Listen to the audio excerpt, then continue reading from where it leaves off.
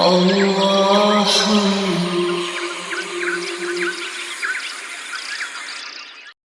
اعوذ باللہ من الشیطان الرجیم بسم اللہ الرحمن الرحیم۔ عزیزان من، آج اگست 1968 کی 11 تاریخ ہے اور ہم قرآن کریم کے درس نو کے سلسلے میں سورہ بقرہ کی آیت 22-23 تک گزشتہ اتوار کو پہنچے تھے۔ وہیں سے سلسلہ کلام آگے چلتا ہے۔ وہاں بات یہ ہوئی تھی، کہا یہ گیا تھا کہ یا ایھا الناس اعبدوا ربکم الذی خلقکم والذین من قبلکم لعلکم تتقون، کہ تم قوانین خداوندی کی معصومیت اختیار کرو۔ اور اس کے بعد کہا یہ تھا کہ الذی جعل لکم الارض فراشا والسماء بناء وانزل من السماء ماء فاخرج به من الثمرات رزقا لکم۔ یہ تھا اس کے اندر نقطہ ماسکہ کہ خدا نے تمہاری تخلیق کے بعد ربوبیت کا ذمہ لیا، اور اس ذمہ داری کو پورا کرنے کے لیے اس نے زمین کے دسترخوان پر اتنا سامان زیست بکھیر دیا۔ اس کا مقصد یہ تھا رزق لکم، یا ایھا الناس سے تخاطب ہے، کسی خاص گروہ سے نہیں، جماعت سے نہیں، مومنین سے نہیں، الناس ہے، یا پوری نوع انسانی کو مخاطب کیا گیا ہے اور کہا گیا ہے رزق لکم۔ تو گویا خود قرآن نے یہ تخصیص سے بتا دیا کہ یہ جو سامان زیست رزق دیا گیا ہے وہ یہ سامان زیست لکم پوری الناس کے لیے ہے۔ اور کہا یہ گیا کہ یہ ملکیت جو ہے وَلِلَّهِ مَا فِي السَّمَاوَاتِ وَمَا فِي الْأَرْضِ جَمِيعًا، ملکیت ہے یہ خدا کی، لکم تمہارے فائدے کے لیے دیا گیا ہے، الناس کے فائدے کے لیے دیا گیا ہے، یہ ہے اس سے مقصد۔ اس لیے اس پر خدا کے علاوہ کسی اور کی ملکیت کا تصور یہ ہے وَلَا تَجْعَلُوا لِلَّهِ أَنْدَادًا وَأَنْتُمْ تَعْلَمُونَ۔ جب تم یہ جانتے ہو کہ یہ تمہاری ملکیت نہیں ہے، نہ ہو سکتی ہے، تو پھر اس ملکیت میں کسی اور کو شریک کرنا یہ خدا کا شریک اور ہمسر بنانا ہے، ایسا نہ کرنا۔ یہ تھا موضوع سخن صاحب کا درس میں۔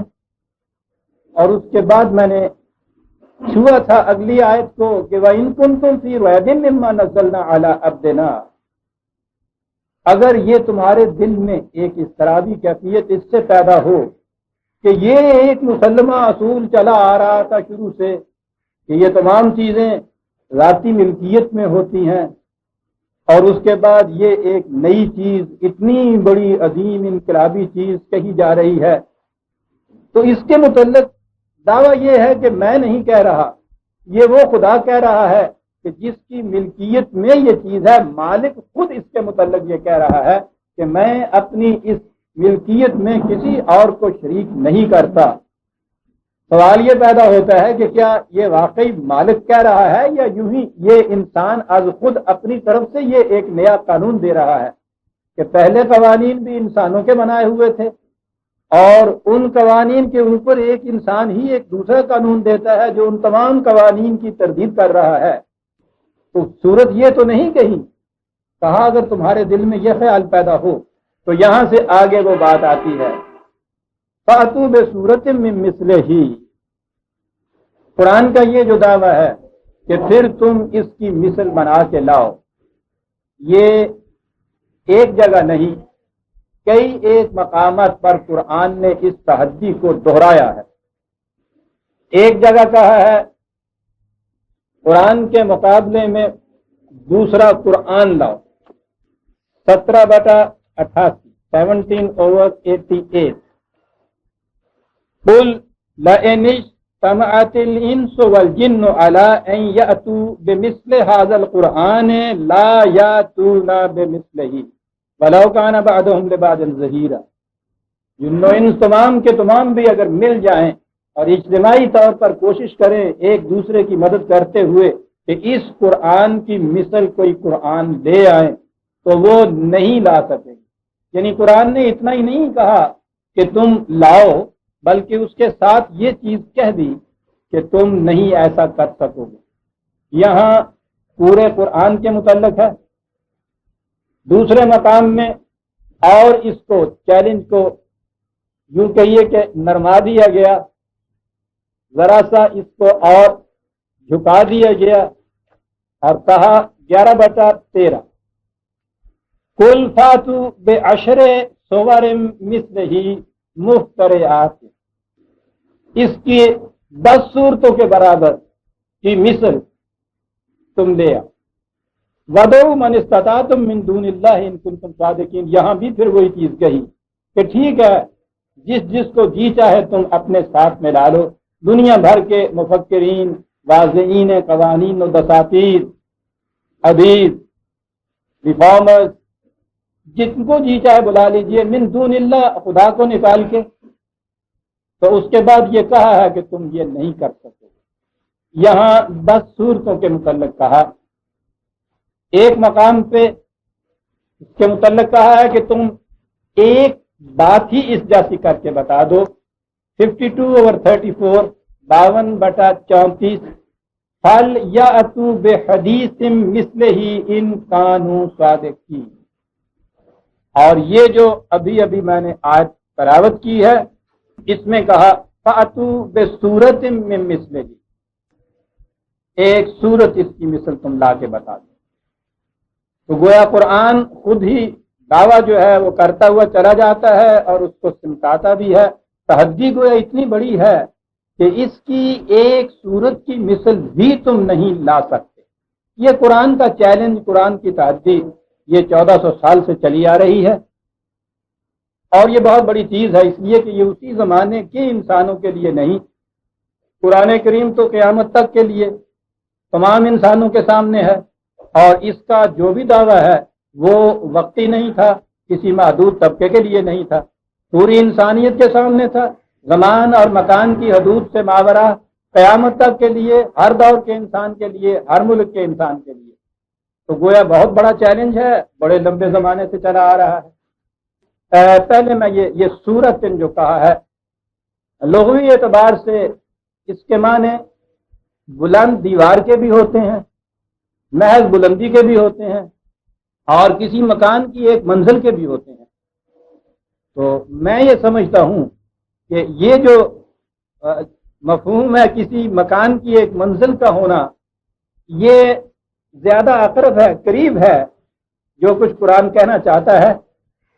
قرآن زندگی کے مختلف گوشوں، مختلف پہلوؤں کے متعلق رہنمائی دیتا ہے، اور ان تمام گوشوں کو جمع کرنے سے ایز اے ہول، مجموعی طور پر پورے انسان کی زندگی کے اوپر یہ حاوی ہو جاتا ہے. تو اس کی مثال ایک مکان کی، ایک عمارت کی مثال بڑی واضح اور ٹھوس ہوتی، کنکریٹ ہوتی ہے کہ اس کی مختلف منزلیں ہوتی ہیں، اور پھر وہ مختلف منزلوں سے مل کر ایک عمارت بنتی ہے.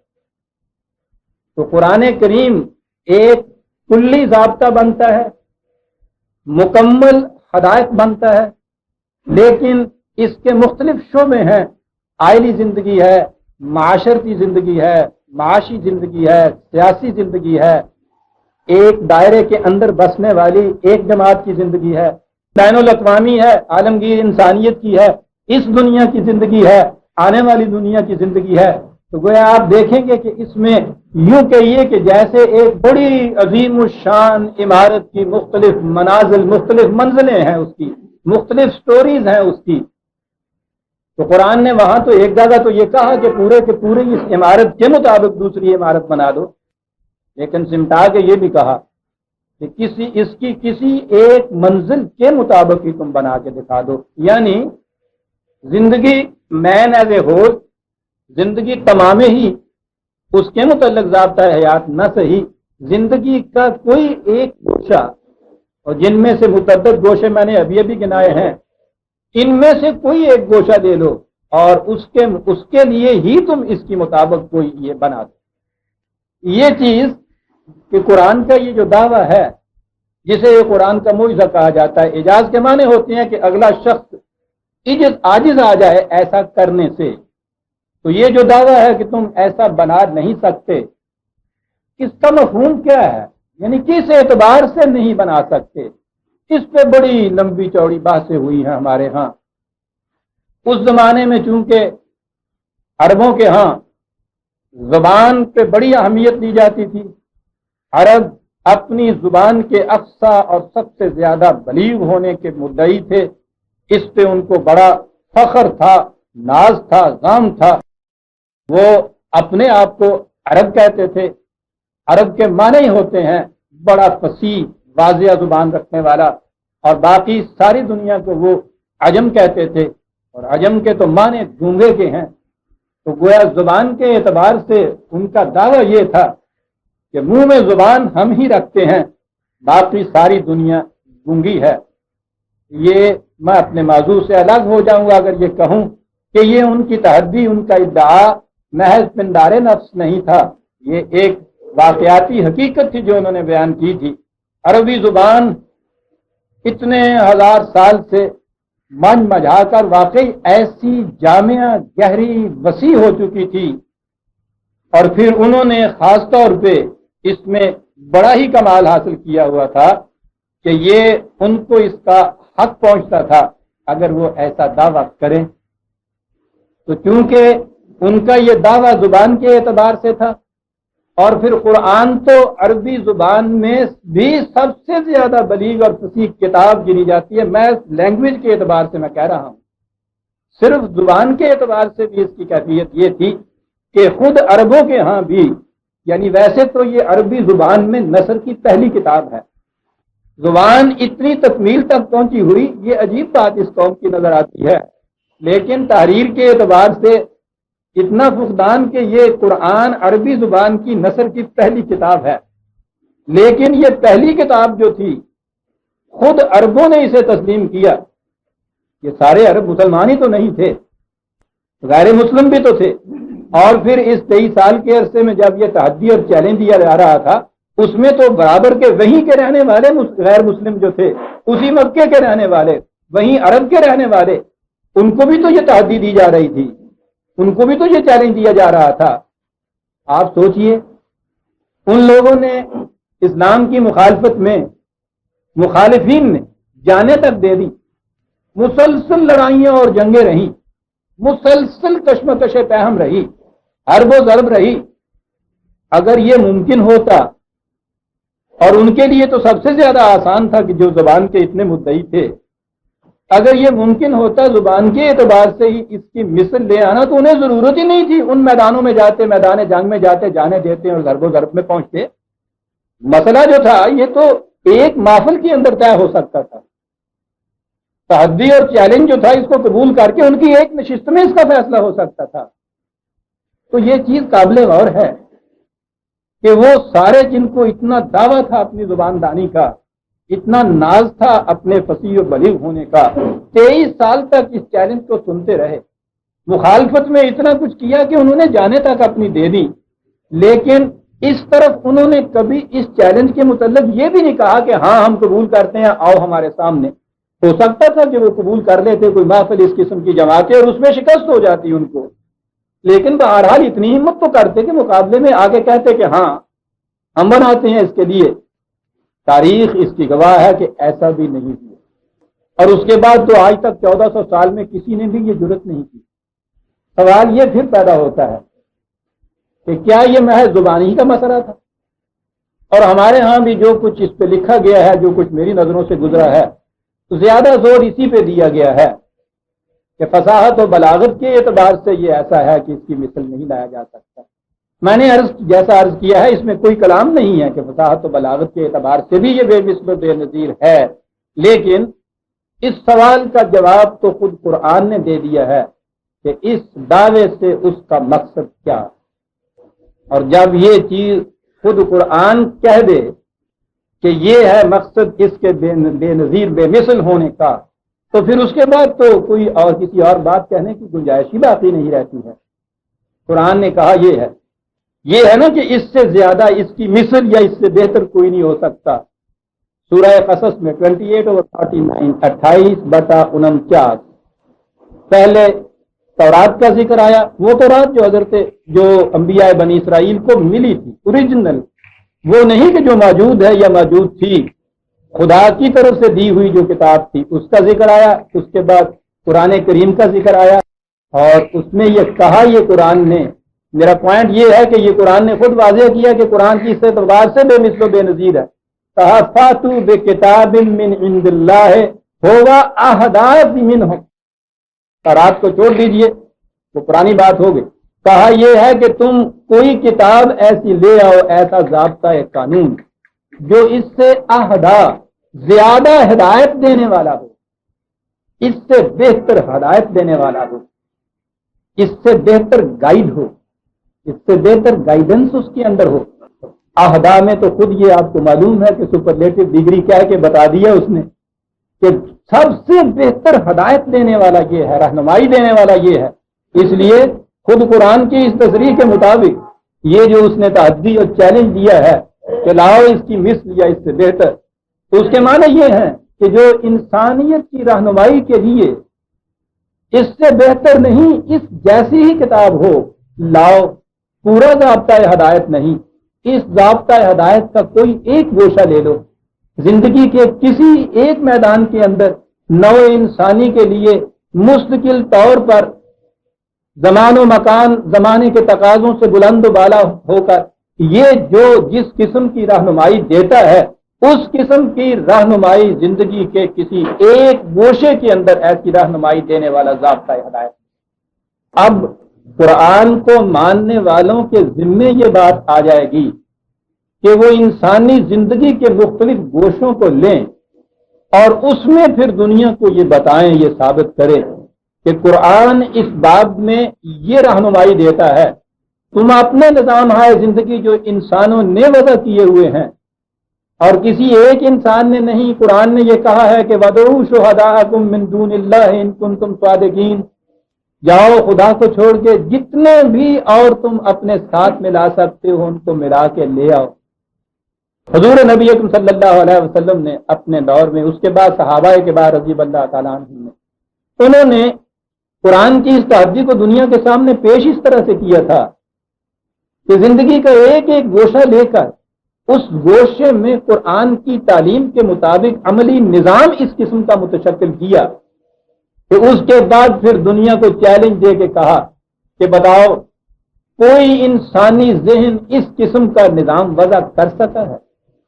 یہ بات تو الگ ہے کہ اس کے بعد کے انسان یہیں سے یہ نظام لے کر اس نظام کو اپنے ہاں انٹروڈیوس کر لیں یا اس کے مطابق کچھ ترمیم و تنسیخ کر کے اپنے ہاں وضع کر لیں. سوال یہ ہے کہ جس قسم کا زندگی کا نظام پوری زندگی بتمام ہی مین ایز اے ہول کو لے کر، اور ضمن یہ عرض کر دوں کہ سب سے بڑی جہنمی زندگی جو ہے دنیا میں، سب سے بڑی پریشانیاں، مشکلات و مصائب و نوائب جو آ رہے ہیں انسانیت پہ، وہ اس لیے آ رہے ہیں کہ انسان فریگمنٹری لائف لیڈ کرتا ہے. ایک تو وہ ہے کہ جو حیوانی سطح کے اوپر ہے، وہاں سوال ہی نہیں ان کے لیے کہ وہ کس قسم کی زندگی بسر کر رہے ہیں. جن کو شعور خیش ہے، سیلف کانشسنس ہے، ان کے ہاں بھی کیفیت یہ ہے کہ وہ جزوی زندگی بسر کرتے ہیں. ایک پہلو ان کا نہایت اچھا پہلو. زندگی کے دوسرے گوشوں میں جا کے دیکھیے، تاریخ 3 قسم کا پہلو. ایک نظام ان کے ہاں کا دیکھیے تو نظر آتا ہے کہ صاحب کیا بات ہے، کہاں تک انہوں نے پہنچا دیا. اسی اسٹیٹ کے اندر، اسی سوسائٹی کے اندر انہی کے دوسرے نظام زندگی جو ہے ان کے اوپر جا کے جب غور کیجئے تو سمجھ میں نہیں آتا کہ یہ اتنے بڑے سمجھدار لوگ جو زندگی کے ایک گوشے کے اندر یہ کچھ کر کے دکھا سکتے ہیں، زندگی کا دوسرا گوشہ جو ہے اس کے اندر ان کو کیا ہو گیا. جی ہاں، میں کہہ یہ رہا تھا کہ آج ہی آپ دیکھیے دنیا کے بڑے بڑی مملکتیں، بڑے بڑے نظام، زندگی کے ایک گوشے میں انہیں دیکھیے تو وہ قابل رشک نظر آتا ہے. مثال کے طور پہ لیجیے سویڈن، ناروے، انہوں نے ویلفیئر سٹیٹ اپنے یہاں قائم کی. اس ویلفیئر سٹیٹ کی کیفیت یہ ہے کہ دنیا کی کوئی سٹیٹ اس کا مقابلہ نہیں کر رہی. اس میں کوئی فرد زندگی کی کسی ضرورت سے کسی وقت بھی محتاج نہیں رہتا، محروم نہیں رہتا۔ بڑی چیز ہے یہ۔ لیکن آپ یہ سن کے حیران ہوں گے کہ دنیا میں سب سے زیادہ خودکشی کی واردات انہی اسٹیٹس کے اندر ہوتی ہے۔ یہ ہوا کیا، زندگی کا ایک گوشہ انہوں نے لیا اور اسی گوشے کے اندر وہ لاپ سائڈڈ ترقی کرتے ہوئے آگے بڑھتے چلے گئے، اور یہ کچھ انہوں نے جب اتنا کر لیا کہ ان کو ضروریات زندگی جو ہے وہ پوری دے دی، تو اسے سمجھ لیا کہ انسانیت کا مسئلہ حل ہو گیا ہے۔ وہ اتنا آسان نہیں ہے کہ اتنے سے حل ہو جائے۔ ہم نہیں کچھ کہتے، ان سے پوچھیے، اور پوچھیے کہ ان کی سمجھ میں بھی یہ بات نہیں آ رہی کہ یہ سارا کچھ کر دینے کے بعد پھر یہ کیا چیز ہے جس کی وجہ سے وہ کوئی خودکشی کرتے۔ اور سب سے زیادہ دنیا میں خودکشی کی واردات وہاں ہو رہی ہیں۔ میں نے صرف ایک مثال دی ہے۔ اگر یہ اس قسم کا مطالعہ جو ہے تقابلی یہ کیا جائے مختلف زندگی کے نظام لے کر کہ اس میں کس طرح سے کسی ایک گوشے کے اندر اتنی ترقی ہوتی ہے اور باقی زندگی کے جو دوسرے گوشے ہیں یہی نہیں کہ وہ صرف اعتدال پہ ہوتے ہیں، بلکہ وہ اتنی پستی کی سطح پہ گئے ہوتے ہیں کہ حیرت ہوتی ہے کہ یہ لوگ جو ایک طرف اتنا آگے اونچا جا رہے ہیں زندگی کے دوسرے گوشوں کے اندر ان کو اتنی سی بات کی سمجھ میں نہیں آتی۔ قرآن زندگی کو تماماً و کمالاً لیتا ہے، مین ایز اے ہول کو لیتا ہے، اور اس کی زندگی کے ہر گوشے اور ہر شعبے کے لیے ایسی رہنمائی دیتا ہے جس کے متعلق اس کا دعویٰ یہ ہے کہ انسانوں کا وضع کردہ کوئی نظام، کوئی قانون اس جیسی رہنمائی نہیں دے سکتا۔ یہ ہے قرآن کا دعویٰ، یہ ہے اس کا چیلنج۔ اس چیلنج کو میٹ کرنے کے لیے دیکھنا یہی ہوگا کہ زندگی کا نظام جو پیش کیا جا رہا ہے وہ کس قسم کا ہے۔ اور جیسا کہ میں نے عرض کیا تھا، قرآن کو دنیا میں اس تحدی کے ساتھ پیش کرنے والی قوم کی ذمہ داری یہ ہوگی کہ وہ اس قسم کا عملی نظام قائم کر کے بتائے جو زندگی کے ہر گوشے کو احسن اور حسین ترین بنا کے دکھائے۔ ایسا نظام زندگی کہ جس جیسا نظام زندگی انسانی ذہن ایک فرد نہیں مل کر سب کے سب بھی وضع نہ کر سکے، لیکن جن کے متعلق میں نے یہ کہا ہے کہ یہ ان کا فریضہ ہے کہ وہ دنیا کے سامنے اس حیثیت سے اسے پیش کریں، ان کی تو اپنی جو کیفیت ہے وہ ہمارے سامنے ہے۔ ہمارا خیال ہے کہ آج دنیا میں پسترین نظام زندگی اگر کن قوموں کے اندر ہیں تو وہ ہیں کہ جو اپنی نسبت اس کتاب عظیم کی طرف کرتی ہیں، مسلمانوں کی قومیں اپنے ہاں پسترین نظام زندگی، اور اگر کبھی ان کی نگاہ اٹھتی بھی ہے تو دوسروں کے ہاں انسانیت کے وضع کردہ جو نظام ہے ان کی طرف نگاہیں اٹھتی ہیں کہ وہاں سے ان کے چبائے ہوئے نوالے جو ہے ان کو نگل لیے جائیں۔ سوال تو نسبت کرنے سے نہیں تھا میرے عزیز کہ قرآن کی طرف ہم اپنی نسبت کر لیں۔ عبداللہ نام رکھنے سے تو خدا کا غلام و معصوم نہیں بن سکتا انسان۔ قرآن کی تحدی کے متعلق ہم آج بھی اپنے محراب و ممبر سے اور اسٹیجز سے یہی اٹھ کے کہتے ہیں کہ دعویٰ ہے قرآن کریم کا 1400 سال سے چلا آتا ہے کہ اس کے مثل اور نظیر تم پیدا نہیں کر سکتے، اور اس کے بعد ہم بالکل مطمئن ہو جاتے ہیں کہ ہم نے اسلام کی افضلیت اور اس کا احسن ہونا ثابت کر دیا ساری دنیا کے سامنے۔ دنیا ہی نہیں، خود آسمان کے فرشتے بھی ہمارے ان ادعاؤں کے اوپر ہنستے ہیں کہ زندگی کے اپنے نظام کی کیفیت یہ ہے کہ وہ پسترین درجے کے اوپر ہے، اور دنیا کے سامنے اٹھ کے یہ دعویٰ کر رہے ہیں کہ اس جیسا نظام تو تم بنا کے نہیں بتا سکتے۔ اس کی وجہ یہ ہوئی کہ ہم نے اسلام کو زندگی کے نظام سے یکسر الگ کر دیا۔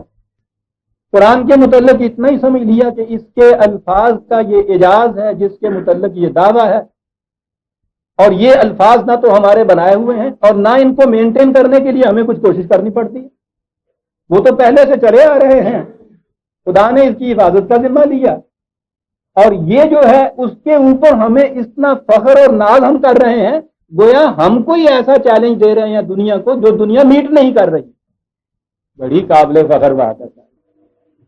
قرآن نے یہ کہا ہے وَدُعُوا شُهَدَاءَكُم مِّن دُونِ اللَّهِ، صداقت کی قرآن نے دلیل یہ ٹھہرائی ہے کہ اس جیسا نظام زندگی تم نہیں پیدا کر، اس کی مثل نہیں پیدا کر سکتے۔ اور یہ تو عملی چیز تھی ہمارے ہاں تو عقیدے کے اندر عزیزان من یہ چیز داخل ہے کہ قرآن کو بے مثل، یوں بے مثل کہنے والے بھی مثلہ ماہو پر ایمان رکھتے ہیں۔ آپ کے ہاں یہ عقیدہ ہے کہ قرآن اور مثلہ ماہو، قرآن کے ساتھ قرآن کی مثل غیر قرآنی چیز اور بھی ہے۔ سوچئے تو صحیح، ساری دنیا کو تو چیلنج دے رہے ہیں کہ اس کی مثل لاؤ، نہیں لا سکتے تم۔ اپنے ہاں یہ عقیدہ رکھا ہوا ہے کہ قرآن کی مثل قرآن کے ساتھ ہمارے پاس ہے۔ غور فرمایا آپ نے؟ وحی کی دو قسمیں بنا دی، ایک وحی نے یہ قرآن بنایا، ایک دوسری وحی نے اس کے مثل اس کے ساتھ۔ یہ دعویٰ جو اس کا ہے کہ اس کی مثل قرآن لاؤ، جو میں نے ابھی آج پیش کی آپ کو، تاکہ اس قرآن کی مثل لاؤ، اس نے کہا کہ ہاں صاحب مثلہ معہو موجود ہے۔ غور فرما رہے ہیں آپ اور جو اتنی سی جرت کر کے کہہ دے کہ صاحب یہ عقیدہ جو ہے وہ تو قرآن کے اس دعوے کے خلاف جاتا ہے، منکر حدیث ہے، منکر سنت ہے، مرتد ہے، ملحد ہے، کافر ہے، ہزار علماء کرام اکٹھے ہو جائیں اس کے پیچھے دے دو پھانسی اس کو، ساتھ کہتا یہ ہے کہ قرآن کی مثل نہیں ہو سکتا کچھ۔ کہا کہ سرکار اکیلے کو نہ پھانسی دیجئے، کہا تو کسی اور نے تھا، میں تو دوہرا رہا ہوں صرف، وہ چونکہ ہاتھ میں نہیں آتا اس لیے پرویز صاحب کو پھانسی دے دو۔ ارے مدعی تو وہ ہے، میں نے تو بات پیش کی ہے۔ بہرحال کوئی بات نہیں، یہ چیز اگر اس قسم کے دعوے کرنے والے، قرآن کہتا ہے کہ بھائی لم تفعلوا ولن تفعلوا، کیا بات ہے، یہ ہے زبان۔ عربی جاننے والے جانیں گے کہ یہ لم اور لن جو دو لفظ لے آیا ہے قرآن، بلکہ حرف جو لے آیا ہے، انہوں نے کہاں سے کہاں بہتات پہنچا کر تم نہیں بناؤ گے، نہیں بنا سکو گے اس کے مطابق۔ فاتقوا النار التي وقودها الناس والحجارة اعدت للكافرين، ڈرو پھر اس آگ سے۔ عام الفاظ کے معنی یہی کہ جس کا ایندھن، عام ترجمہ یہی ہے، انسان اور پتھر ہے، جو تیار کی گئی ہے کافرین کے لیے۔ کیا بات ہے یہ؟ النار جس کا ایندھن انسان اور پتھر ہیں، یہ چیز بھی ہمارے ہاں ایک مشکل کا باعث بنتی چلی آ رہی ہے کہ ٹھیک ہے انسان تو جھونک دیے اس کے اندر، انہوں نے یہ جرائم کیے، یہ پتھر جو ہیں ان کو اس جہنم کے اندر ڈالنے سے وعدہ کیا۔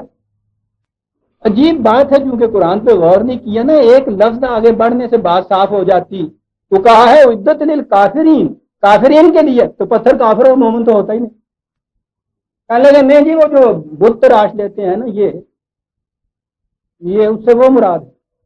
صاحب ایک اتنا بڑا ٹکڑا لے کے تراشا تو اس سنگ تراش نے اس کو اس شکل میں پہنا دی، ایک سنگ تراش نے تراشا تو حجر اسود بنا دیا، اسی چٹان سے دوسرے نے تراشا اور اس نے کرشن کی مورتی بنا دی۔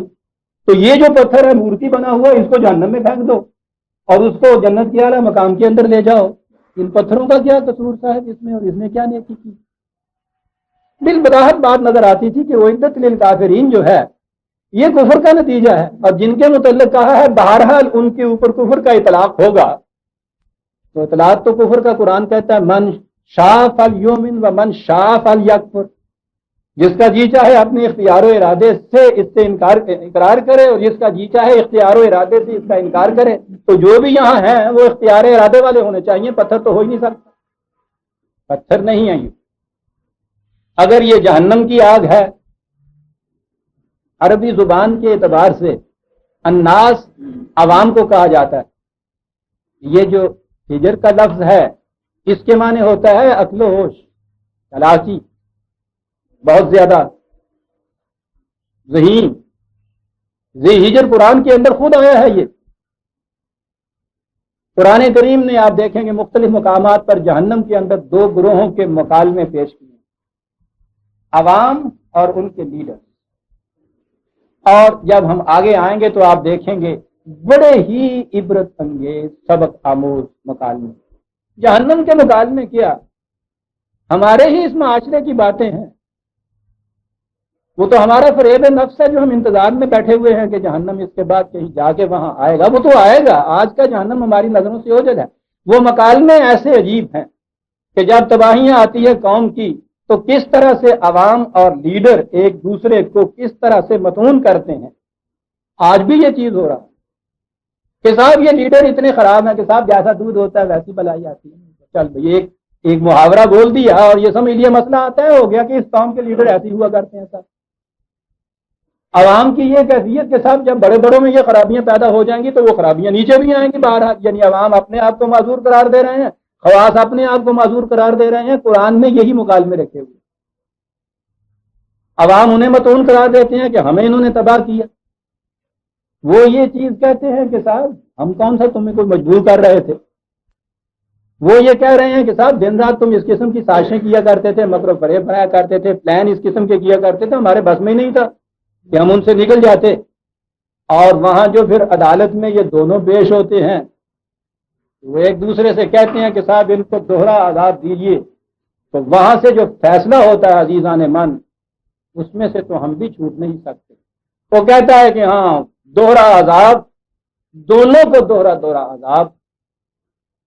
بڑوں کو اس لیے عذاب کہ تم گمراہ ہوئے, یقیناً تم نے یہ کچھ کیا کہ تمہارے پیچھے چل کر یہ بھی یہ اس طرح سے ہوتے.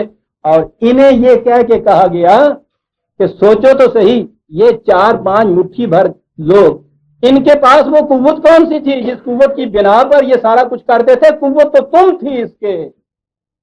انہیں تو ان کے سوا کوئی کچھ نہ کہتا تھا. جناب تم نے کیا ہے, حضور تم نے کیا. یہ تھے کیا؟ ان کی قوت کا راز تو تم تھے. اور تم ذرا کھڑے ہو کے اس بات کو سوچ لیتے تو ان کی جرت کیا تھی؟ تمہیں تو ایک طرف کچھ کہنا رہا, یہ خود اپنے پاؤں پہ کھڑے نہ ہو سکتے. یہ برف کے تودے ذرا سی حرارت لگے تو پگھل کے چلے جائیں. یہ خدا کیوں سجدہ کر دی خدا. یہ وہ خدا نہیں ہے کہ جو دوسروں کے سجدوں کا بنا ہوا خدا, جو محتاج نہیں ہوتا کسی کی عبودیت کا. یہ تو خدا وہ ہیں کہ تم نے ان کے سامنے سجدے کیے, یہ خدا بن گئے. کیوں یکے اندر قیام آئی بناس. ارے تم کھڑے ہو جائے ان کے سامنے, خدائی ختم ہو جاتی ہے ان کی. آج یہ کہہ رہے ہو کہ صاحب انہیں دگنا عذاب دیجیے, ہمیں کچھ نہ کہیے, تمہیں کچھ نہ کہے.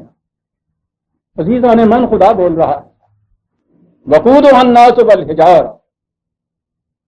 عوام بھی اور خواص بھی, لیڈرز بھی اور فالوورز بھی, متبعین بھی متبوعین بھی, یہ اس کا ایندھن ہے. پہلے بھی ایک دفعہ یاد پڑتا ہے بات آئی تھی, بڑی دلچسپ انداز میں اقبال جو بات سمجھا گیا ہے. اس نے کہا یہ ہے کہ میں فلک الافلاک پہ گیا سیر کرنے کے لیے, ادھر ادھر جنت دیکھی, حوریں دیکھی, جبریل دیکھے, فرشتے دیکھے. واپس آنے لگا تو خیال آیا کہ یہاں ایک جہنم کے متعلق بھی کچھ سن رکھا ہے, وہ بھی دیکھتے جانا چاہیے. تو وہ اپنے گائیڈ سے کہا کہ بھائی جاتے جاتے ذرا وہ ایک جھلک اس کی بھی. اس نے کہا ہاں آئیے.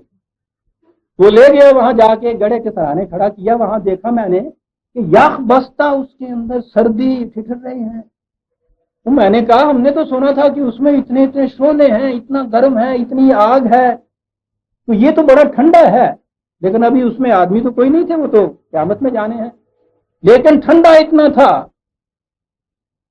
تو میں نے اس سے پوچھا کہ یہ کیا بات ہے. تو ایک مصرے میں اس نے یہ بات کہی تھی کہ اس نے یہ کہا کہ یہ تو بڑا ٹھنڈا ہے, آنے والے اپنا اپنا ایندھن خود اٹھا کے لاتے. انداز سے بات یہ شخص کیا جاتا ہے, خود اپنا ایندھن لے کے جاتے ہیں. جہنم اس ایندھن سے تپتا ہے, وہ خود تو یہ گرم نہیں, عمل سے زندگی بنتی ہے. جنت بھی جہنم بھی یہ خاکی اپنی فطرت میں نہ ناری ہے نہ نوری ہے. نہ بہشت میں اپنے باغات اگے ہوئے ہیں, نہ جہنم کے اندر اس کے اپنے شعلے ہیں. وہاں کے چشموں کے متعلق بھی یہ کہا یتفجرونہا تفجیرا, یہ متقی ان کو اپنے قلوب سے نکال کے لائیں گے جنت کے چشموں کو. جہنم کی آگ کا ایندھن بھی ہم ہی اپنی کمر کے اوپر اٹھا کے وہاں لے گئے. وقودها الناس والحجارہ اعدت للکافرین. جو بھی اس نظام خداوندی سے انکار کرے گا, نام کا عبداللہ کیوں نہ رکھا گیا, بات اس نے کافرین کہی, جو اس نظام خداوندی سے انکار کرے گا جس کی مثل اور نظیر نہیں ہے, انسانوں کے خود ساختہ نظام اپنے یہاں وضع کرے گا، اس کا نتیجہ جہنم ہوگا، اور یہ وہ جہنم ہوگا کہ جس کے اندر فالوورز اور لیڈر دونوں کو دونوں پکار اور چیخ رہے ہوں گے، وَمَا هُمْ بِخَارِجِينَ مِنَ النَّارِ، اس جہنم سے نکلنے کا کوئی راستہ نہیں، انسانوں کا ذہن یہاں سے نکلنے کا کوئی راستہ نہیں۔ رست از یک بند تا افتاد در بندے دیگر، یہاں تو کیفیت اس جہنم کی یہ ہے، ایک رسی کھولتے ہیں 3 رسیاں اور پاؤں کے اندر پڑ جاتی ہیں، نہیں نکل سکتا۔ قرآن نے جو کہا تھا، یہ جو کہا ہے وَمَا هُمْ بِخَارِجِينَ مِنَ النَّارِ، یعنی تم اگر اپنے ہی وضع کردہ نظاموں کی روح سے اس جہنم سے نکلنے کی کوشش کرو نہیں نکل سکو گے۔ اور یہاں سے پتہ چلا یہ جو من دون اللہ قرآن نے یہاں کہا استثناء نے کیا نکلنے کا راستہ ہے۔ اب بات سمجھ میں آئی کہ یہ استثناء یہاں کیوں کیا تھا من دون اللہ کا، ورنہ مایوسی ہو جاتی مطلق، کوئی بات نہیں۔ من دون اللہ کی استثناء نے امید کے دروازے کھلے رکھے ہوئے ہیں قیامت تک کے لیے، کیونکہ قیامت تک کے لیے یہ خدا کی کتاب محفوظ ہے، جب جی چاہے تمہارا اس جہنم سے نکل سکتے ہو، اپنے ہاں جو جی میں آئے کر جنہیں ٹل لانی ہے لالو تجھ وما ہم بخارجین من النار۔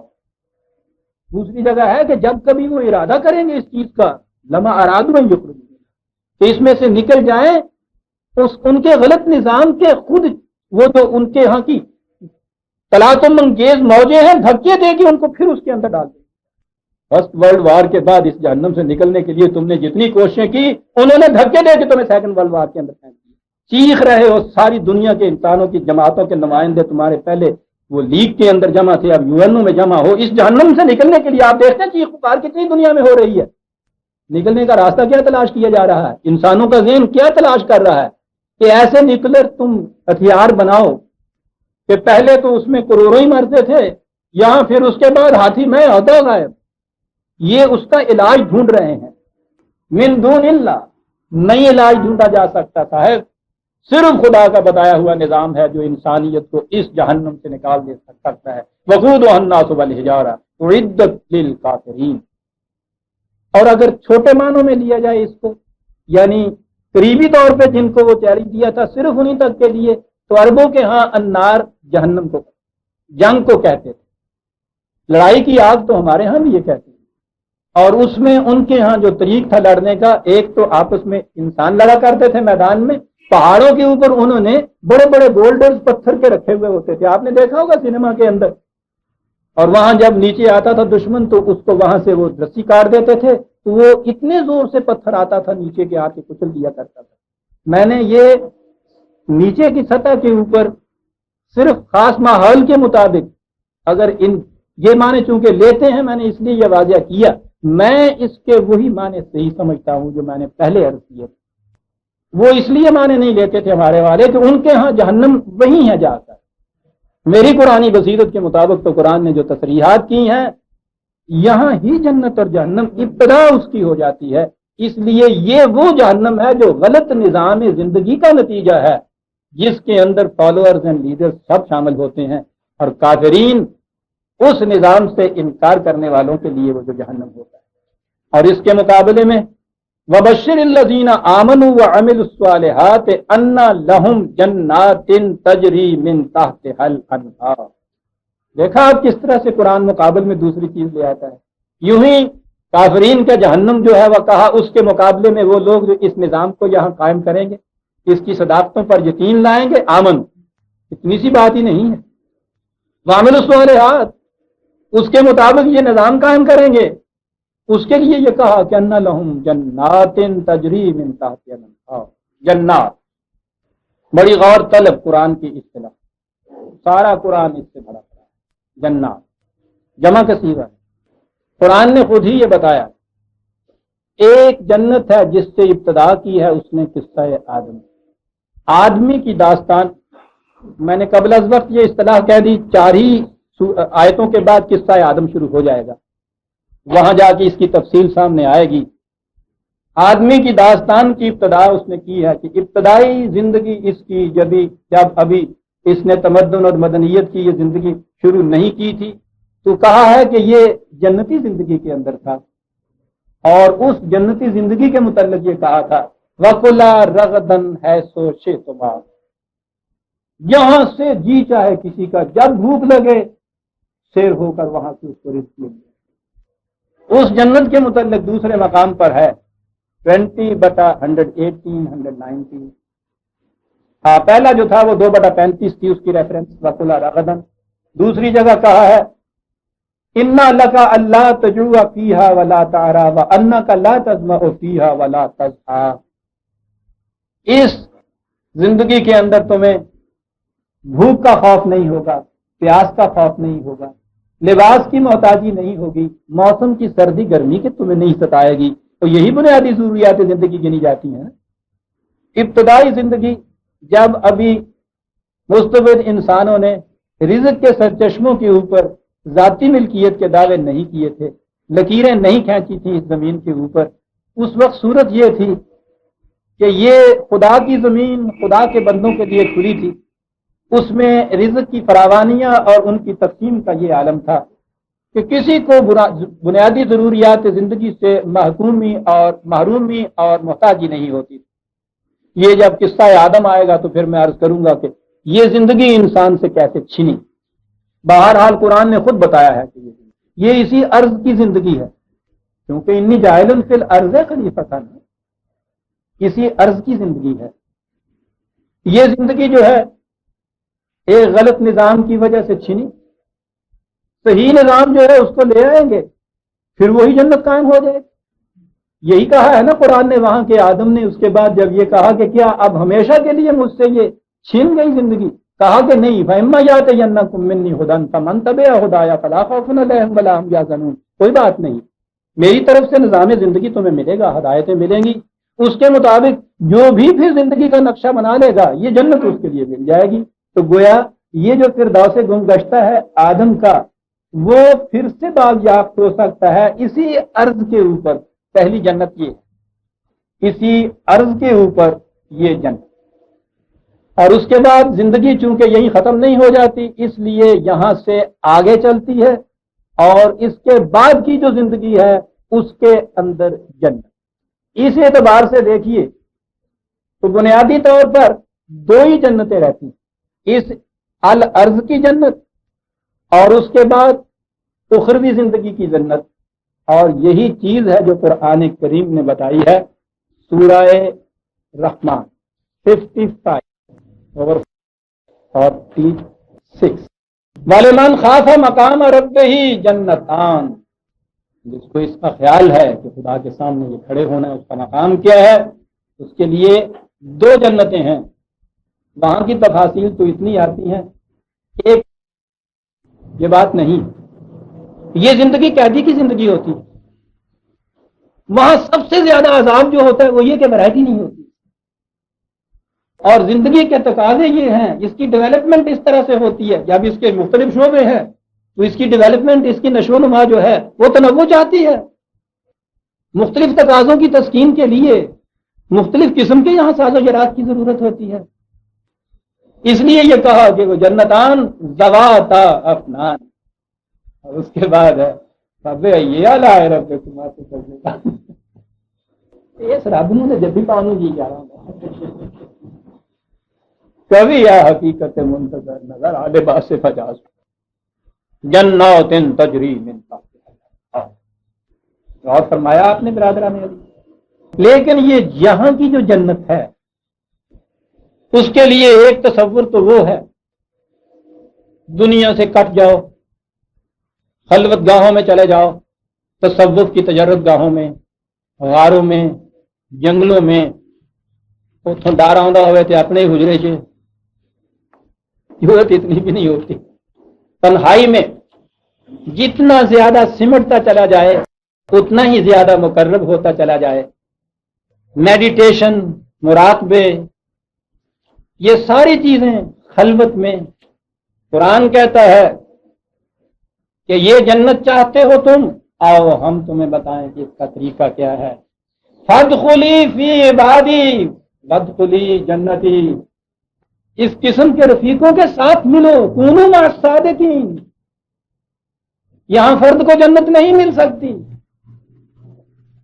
یہ فریب نفس ہے روحانیت کا، جو ایک فرد اپنی روحانیت کے ارتقاء میں سمجھتا ہے کہ جنت میں داخل ہو گیا، کہتا غلط ہے۔ یہ تو انسانوں نے مل کے اس کی تعمیر کرنی ہے، اس کے علاوہ دوسرا طریقہ ہی نہیں ہے۔ 89/29:30 فادخلی فی عبادی وادخلی جنتی۔ فی عبادی ایسا ہے، آپ نے پتہ داخل کن میں ہونا ہے، جھوٹا ناز نہ مل جائے۔ فی عبادی، آؤ دیکھو پہلے کون ہے عبد ہمارا، اور جو ہمارے عبد ہیں ان کی جمع ہے عباد کی، اور یہ دیکھو گروپ ہوگا یہ، اور یہ جو گروپ ہوگا اس کے اندر ابھی میں بتاتا ہوں کہ پھر یہ داخل ہونے کے لیے شرط کیا ہے۔ شرط ہے وَلَهُمْ فِيهَا أَزْوَاجٌ مُطَهَّرَةٌ۔ ہمارے ہاں تو وہ جو تصور چلا آ رہا ہے وہاں کی جنت اور تھوڑیاں پورا، ازواج کے معنی بیویاں، زوجہ ہوتی بیوی ہے، یہ تو پنجابی کی زوجہ ہے، عربوں کے یہاں کی نہیں، قرآن کی تو نہیں۔ وہاں تو اگر ان معنوں میں بھی لیا جائے تو قرآن کے اندر یہ لفظ موجود ہے، بیوی کو بھی زوج کہا جاتا ہے، خامن کو بھی زوج کہا جاتا ہے، لیکن اس کے معنی یہ زوجہ کے ہے ہی نہیں، یعنی زوجہ کے ہی نہیں ہے۔ اس کے معنی ہوتے ہیں ایسے رفیق کہ جس رفیق کے ساتھ ملے کے بغیر اس کی اپنی تکمیل نہ ہو سکے، کمپلیمنٹری ٹو ایچ ادر۔ ان کے ہاں بولتے ہیں گاڑی کے دو پہیوں میں سے ہر پہیا دوسرے کا زوج ہوتا ہے۔ یہ کیوں کہا ہے؟ میرے بندوں میں شامل ہو جائے۔ انڈیویجولی، انفرادی طور پہ ایک فرد کی ڈیولپمنٹ ہو ہی نہیں سکتی۔ ڈیولپمنٹ آپ کہتے ہیں، میں کہتا ہوں آپ جنگل کے غاروں میں چلے جائیں، وہاں نہ عذاب کا، نہ ثواب کا، نہ نیکی کا، نہ بدی کا، نہ وحی کا، نہ سوال ہی پیدا نہیں ہوتا۔ یہ تو سوال اٹھتے ہیں جب کوئی دوسرا انسان وہاں ہوتا، اور تکمیل ہوتی ہے اس طرح سے وہ ازواج ہوں، اس قسم کا ساتھی کہ جو مل کے ایک دوسرے سے ڈیولپمنٹ ان کی ہو۔ اور اسی لیے یہ یہاں کہہ دیا کہ ساتھی تو ایک کسی کی ہو سکتا ہے نا۔ یہ نشہ پینے والے آپ کو معلوم ہے اس قسم کا ساتھی ڈھونڈتے ہیں۔ بھنگ بھی نشہ ہے، شراب بھی نشہ ہے، بھنگی کبھی شرابی کو نہیں تلاش کرتا، وہ بھنگی بھنگ پینے والے کو تلاش کرتا۔ جیسے صوفی اور مجاہد اکٹھا ہی نہیں ہو سکتا، شرابی کو تلاش کرتا۔ تو ایک تو یہ زوج ایسے بنے، اور اس میں پھر یہ ہو سکتا ہے نا کہ یہ بھنگیوں کی بھی زوج بن جائیں اور شرابیوں کی بھی جان جائے۔ ازواج مطہرۃ، یہ ساتھی، یہ ہیں عزیزان من وہ ساتھی، یہ ہیں وہ عبادی جن کے ساتھ ملنے سے یہ جنت بننی ہے۔ اور چونکہ وہ چھوٹے سے پیمانے سے اس کی ابتدا کرتا ہے گھر کی زندگی سے، اس اعتبار سے یہ جو دو فرد اس گھر کے اندر ہوتے ہیں، جو ابتدا کرتے ہیں، نیوکلیس بنتے ہیں، پہلا فرسٹ کرسٹل بنتے ہیں آپ کے معاشرے کا، اس کے لیے بھی اس نے شرط قرار دے دی کہ وہ ازواج ہونے چاہیے اور مطہر ہونے چاہیے۔ یہ بھی چیز ہے، اگر یہ چیز نہیں تو اس نے کہا ہے کہ الطیب للطیبات والخبیثات للخبیثین۔ ٹھیک ہے، یوں بھی جوڑے ہوتے ہیں، خبیثات خبیثوں کے لیے، طیبات طیبوں کے لیے۔ اور یہاں جو بتایا ہے ازواج مطہرۃ، یہ ہوگی وہ جماعت، یہ ہوں گے رفقا، مطہرین کی یہ جماعت، یہ ہوں گے عباد جن کے اندر داخل ہونے سے یہ جنت جو ہے اس کی تشکیل ہوگی۔ اس کے بعد خصوصیت یہ بتائی ہے تجری من تحتها الانہار۔ یہ عربوں کے ہاں ایک محاورہ ہے، سرسبز و شاداب رہنے والے جتنے باغات کھیتیاں ہوتی ہیں ان کے لیے یہ لفظ بولا جاتا ہے۔ اور جو میں نے لفظ دو بول دیے ہیں، عربوں کی کیا خصوصیت؟ شاد آب میں تو پانی خود ہے، سیراب دوسرا لفظ ہے، اس میں پھر آپ کا لفظ ہے۔ آپ کے تصور کے بغیر تو شرابی شگفتگی سرابی ہو ہی نہیں سکتی، کسی زبان میں بھی آپ لے لیجئے، پانی کے بغیر شرابی کیا؟ اس لیے قرآن نے عربی زبان کا وہ جو محاورہ ہے، انہار، ہمارے ہاں تو کینال کو ہی کہتے ہیں نا، نہر بڑی ساری نہیں، کوئی ذرا سی بھی وہ آڑ جن وہ سی کہنے ہیں، کسی میں سے جو پانی بہ رہا ہو، بہتا پانی جا رہا ہو، اس کو وہ اپنے ہاں نہر بولتے ہیں۔ اور ویسے ہی عربوں جیسے وہ صحراؤں کے اندر ہے، وہ ان کو تو ذرا سا انک جنہ کوئی سواجہ بھی لگ جانا ہوئے گا تو انہوں دریا وہ باہر کہتے ہیں، باہر سمندر کو نہیں کہتے، دریا کو وہ باہر بھی کہتے ہیں۔ تو انہار ہوتا ہے یہ وہ نالیاں پانی کی جو باغوں کے اندر پھرتی رہتی ہیں، قرآن نے ہر جگہ یہ کہا ہے اس کے لیے کہ وہ ہمیشہ سرسبز و شاداب رہیں گے۔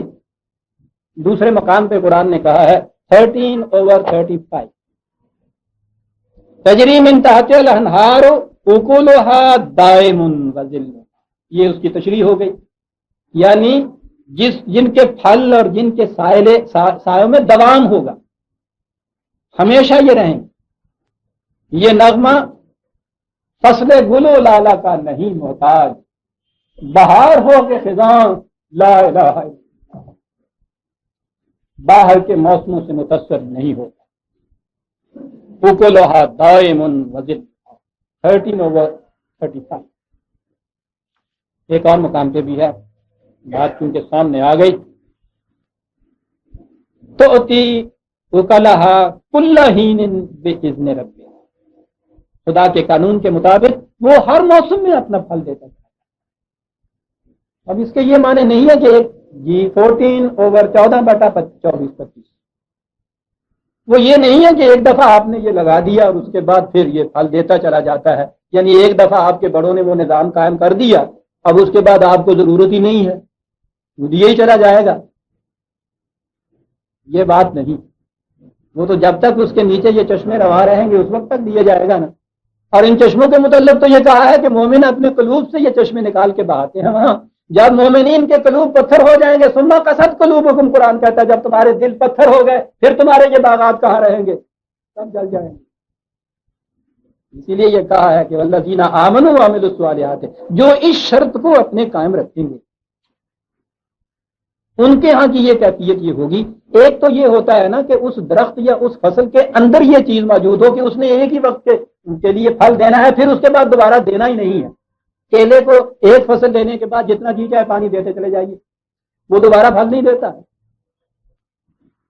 وہ ایک فصل ہوتی۔ یہ جتنا وہ نظام تھا نا جس کے متعلق کہا تھا کہ وہ بجلی کی چمک ہوتی ہے، کلما اضاء لهم مشافی ہے واذا اظلم علیہم قاموا، عقل کی تنہا عقل کی روح سے جو آپ نظام بناتے ہیں اس میں یہ تو ہو جاتا ہے کہ کسی ایک موسم کے اندر وہ پھل دے رہے، یہ صورت اس کی نہیں ہوتی کہ وہ ہر موسم کے اندر پھل دیتا چلا جائے۔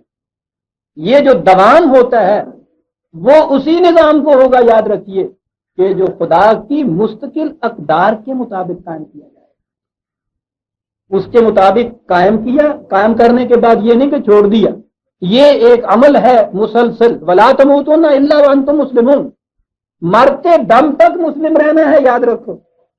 یعنی اس سے پہلے جہاں بھی آپ تم نے مسلم ہونا چھوڑ دیا وہیں اس نے پھل دینا چھوڑ دی۔ یہ چیزیں ہیں نہیں کہ ایک باری کاٹ ماری ہوئی ہے کہ پھر گپے مار دیتے چلو لکھاں پری ہو گئے، تو کمایا پتر تکر دادیا پوتیاں تکر کھاندہ تریا چلا جا رہا ہے۔ یہاں تو مسلسل محنت، صحیح عمل، جد و جہد، اس کا نام یہ ہوگا۔ بڑی عجیب چیز آئی ہے برادران میں۔ پھر اس جنت کی خصوصیت، پھر آپ یہ کہیں گے کہ یہ صاحب پھر آ گیا یہ روٹی پہ، کیا کروں بھائی؟ آپ بھی تو صبح کی کھانے کے بعد شام کو پھر آ جاتے ہیں روٹی کی طرف۔ پھر آ گئی وہ بات کلما رزقوا منہا من ثمرۃ رزقا، جب بھی ان کو یہ سامان زیست دیا جائے گا۔ بڑی غور طلب چیز برادران عزیز آئی ہے جس پہ سے ہم یوں ہی آگے گزر جاتے ہیں۔ اب کیا کرتے، تیرا پتہ نہ پائیں تو ناچار، کیا کریں، یہ گزرنا جاتے تو کیا کرتے۔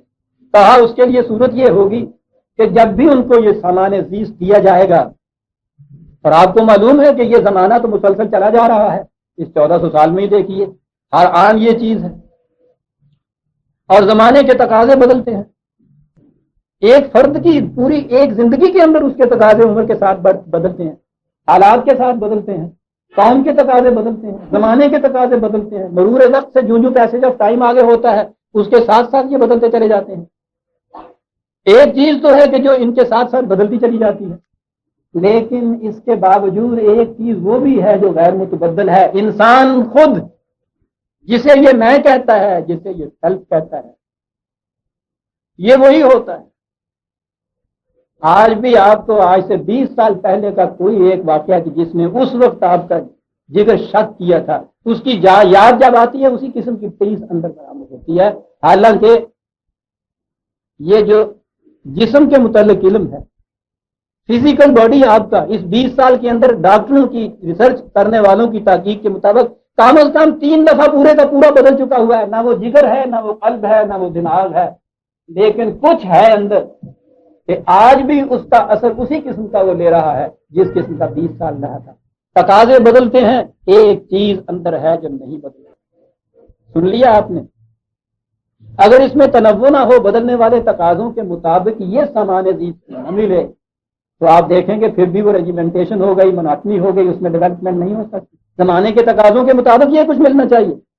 1.5-2 سال تک کے لیے دودھ ہی دودھ صرف ملنا چاہیے، اس کے بعد خالی دودھ پہ گزارا نہیں ہو سکتا. سنیے وہ کیا کہتے ہیں، کلما رزقوا منها من ثمرۃ رزقا، جس دور کے اندر بھی ان کو سامان زیست دیا جائے گا، قالوا هذا الذي رزقنا من قبل، کہیں گے کہ ٹھیک ہے اسی طرح سے ہمارے پہلے جو کچھ تھے ان کو بھی ملتا چلا جا رہا تھا. ان سے کہا جائے گا کہ نہیں، اتوبہ متشابہا، یہ زمانے کے تقاضوں سے ملتا جلتا ہوا رزق ہے جو تمہیں دیے چلے جا رہے ہیں. تشابہ کے معنی ہوتا ہے ملتا جلتا ہوا رزق.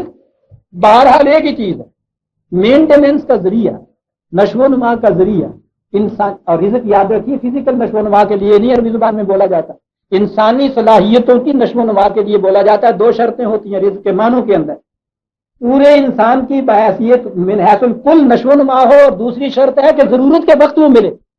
دیکھتے ہیں آپ یہ شرطیں کیا ہیں ان کے ہم، ضرورت کے اعتبار سے یہ ملتا چلا جائے. اور ملے کس طرح سے کہ بظاہر تو یہی کہا جائے کہ ٹھیک ہے صاحب ایک قوم ہے، اس کو آپ دیکھیے 400 سال سے حکومت کر رہی ہے، ہر قسم کا سامان زیست اس کے یہاں فراوانی سے ہے. اسی قوم کی 100 سال پہلے کی تصویریں آپ اتار کے دیکھیے جو لٹکی ہوئی ہوں. آج دیکھیے ان کے معاشرے میں سامان زیست تو ملتا جائے گا، لیکن وہ کتنا بدلا ہوا ہوگا. ملتا جلتا ہوا زمانے کے تقاضوں کے مطابق دیے چلے جائیں گے. جنت وہ ہے عزیزان مان کہ جو ذات افنان ہو، ورائٹی ہو، سامان زیست ہو، جسم کی پرورش کے لیے، انسانی صلاحیتوں کی پرورش کے لیے، ضرورت کے وقت ملے، ہر ایک کو ملے، دائمن ملے، اور اس کے ساتھ زمانے کے تقاضوں سے اس کی صورتیں بدلتی چلی جائیں، لیکن جو چیز اس میں غیر متبدل ہے اس کے اعتبار سے وہ اپنا نتیجہ غیر متبدل پیدا کرے. اس کی انسانیت جو ہے اس کی نشو و نما ہوتی چلی جائے، زمانے کے تقاضوں کے مطابق متشابہ تشابہ کے ساتھ ساتھ ملتا چلا جائے. کہا انکار کرنے والوں کی وہ کیفیت کہ وقودها الناس والحجارہ، اقرار کرنے والوں کی، اور اس کے بعد پھر اس کے مطابق نظام قائم کرنے والوں کا نتیجہ یہ کہ ان کو یہاں زندگی کی وہ جنت کہ جس میں سامان زیست کی فراوانیاں، دوام، شادابیاں، انسانی صلاحیتوں کی ڈیولپمنٹ تنہائی میں نہیں، جماعت کے اندر رہتے ہوئے، جماعت اس قسم کی جو ازواج پر مشتمل ہے، رفیقوں پر مشتمل ہے، رفقا وہ کہ جو مطہرین کی جماعت ہے، ان کے اندر داخل ہو جانے سے جنت کے اندر داخل ہو جاتا ہے. اور جنت وہ ہے کہ جس میں زمانے کے بدلتے ہوئے تقاضوں کے مطابق آپ کو یہ سارا سامان ملتا چلا جاتا ہے. کہا دوسری جماعت یہ ہے، پہلی وہ تھی، دوسری یہ آئی. پھر اس آیت کو لے لیجئے کہ اگر تم نے اندادم من دون اللہ کھڑے کر دیے، یہاں کی اس رزق کی ملکیت میں شریک کر دیا تم نے انسانوں کو بھی، تو اس کا نتیجہ وہ جہنم ہوگا کہ جس کے اندر یہ سرچشموں کے اوپر قبضہ کرنے والے خواص حجارہ بھی اور وہ عوام کے جو ان کے محتاج و محروم ہو گئے ہیں وہ بھی، دونوں کے دونوں جہنم کے اندر یہ ہوں گے. اور اگر تم نے یہ نہ کیا اور اس پورے نظام کو، اور یاد رکھیے یہ نظام کا ایک گوشہ ہے جو ابھی میں یہ کہہ رہا ہوں، محض روٹی کا جسے آپ کہتے ہیں، کلی تو نہیں ہے نا، یہ تو ایک صورت ہے قرآن کی، ایک عمارت، اس کی ایک منزل ہے صرف. کلی انسان کی نشو و نما جو ہے اس کے لیے ایمان، اعمال صالحہ، تمام اقدار خداوندی کے اوپر ایمان.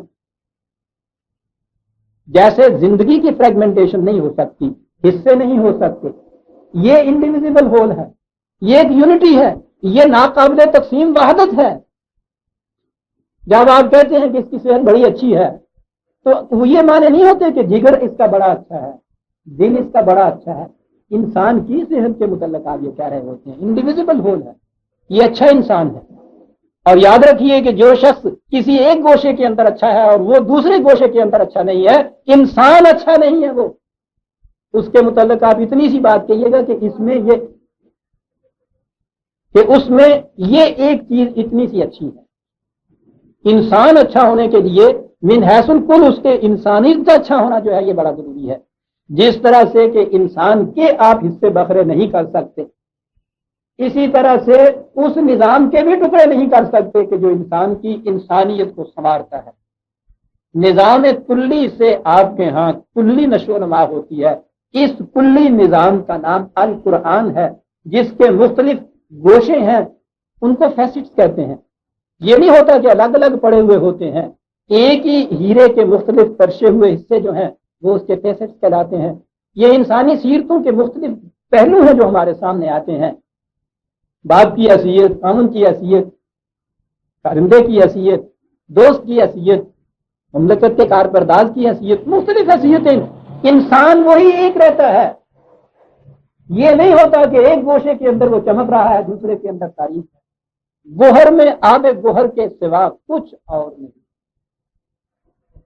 یہ ہے وہ مطہر رفقا جن کی جماعت کا نام قرآن نے جماعت مسلمین رکھا ہے، جن کے اندر شامل ہونے سے جنت ملتی ہے، ان کے باہمی تعاون کے ساتھ جنت ملتی ہے، اس میں تسالم ہوتا ہے. یہ مسلم ہوتے ہیں. میں نے لفظ تسالم آ گیا ذہن زبان پہ تو میں عرض کر دوں، یہ صحیح چیز ہے مسلمین کی جماعت کے جس کو تسالم کہا گیا ہے. یہ کہیں تو ایک ایک گھوڑا چلتے ہیں نا، کہیں آپ نے دیکھا ہوگا ایک بگی کے اندر 4 گھوڑے جتے ہوئے ہوتے ہیں. یہ اتنے گھوڑے اسی صورت میں اس گاڑی کو نہایت عمدگی سے کھینچ سکتے ہیں جبکہ ان کا پاؤں ایک جیسا اٹھے، ایک جیسا پڑے. وہ گھوڑوں کا گروپ کے جن کے پاؤں ایک جیسے اٹھیں، ایک جیسے پڑے، ان کو تسالم کہتے ہیں. ان کو مسلمان کہتے ہیں. ان میں سے یہ بھی تو ہو سکتا ہے کہ سرکشی سے آگے بڑھ جائے. اسے عدوان کہتے ہیں، اسے عصیان کہتے ہیں. تیری گناہ ہے، گناہ کا لفظ سن لیا آپ نے، یہ بھی جرم ہے جماعت سے سرکشی برتنا. دوسرا لفظ قرآن نے اسم استعمال کیا ہے جس کا ترجمہ ہم گناہ کرتے ہیں. اسم کے معنی ہوتا ہے تھک کر اپنی جماعت سے پیچھے رہ جانا. ناقۃ ناصمۃ وہ کہتے ہیں اس اونٹنی کو ہے جو تھک کے جماعت سے پیچھے رہے، انسانیت کی صفوں میں چلنے والوں کے ساتھ نہ چل سکنے والا، تھک کے مزمحل ہو کے افسردہ جس کی صلاحیتیں ہو جائے، وہ تو غیر قرآنی زندگی بسر کرے گا نا جس کے اندر افسردہ ہو جائیں گے. افسردگی سے پیچھے رہ جانے والی، یہ سارا آپ کے ہاں کا تصور. افسردگی اس میں علاج، اس میں علاج. دباؤ ان کو، سپریس کرو ان چیزوں کو. مرنے سے پھر پہلے مریے، تموتو انتم، مرنے سے بھی پہلے مر جاؤ. انتہا ہے افسردگی اور اس حلال کی. اس کے مقابلے میں سرکشی کی کوئی قاعدہ نہیں، کوئی ضابطہ نہیں، بڑی قوتیں اندر ہیں. یہ چیز، یہ سیلاب ہے، یہ تو غیانیہ ہے. نہر کا پانی خشک ہو گیا، نہر نہیں رہتی. پانی نے بند توڑ دیا، نہر نہیں رہتی، سیلاب ہو جاتا. ان ساحلوں کے اندر بہتا ہوا پانی یہ ہے کہ جس کا نام نہر ہوتا ہے. یہ ہے وہ انہار کہ جو اس باغ کے اندر سے چلنی چاہیے تاکہ ان کی شادابیاں حدود فراموش اور قیود ناآشنا ہو جائیں. عزیزان من، آج ہم نے 25ویں آیت پہلی اور یہاں یہ بات کہی گئی تھی کہ یہ متشابہن اور یہ چیز مثال دے کے ہم نے بیان کی. اس کے متعلق ہم آئندہ لیں گے. یہاں یہ کہا ہے کہ تمہارے ذہن میں یہ بات پیدا ہو گئی ہوگی کہ دیکھو صاحب یہ مثالیں دے کے یہ باتیں بیان کرتا ہے، سمجھائیں گے قرآن سمجھائے گا یہ مثالیں دے کے باتیں کیوں بتائی جاتی ہیں اور ان کا نتیجہ کیا ہوا کرتا ہے. ربنا تقبل منا انک انت السمیع العلیم.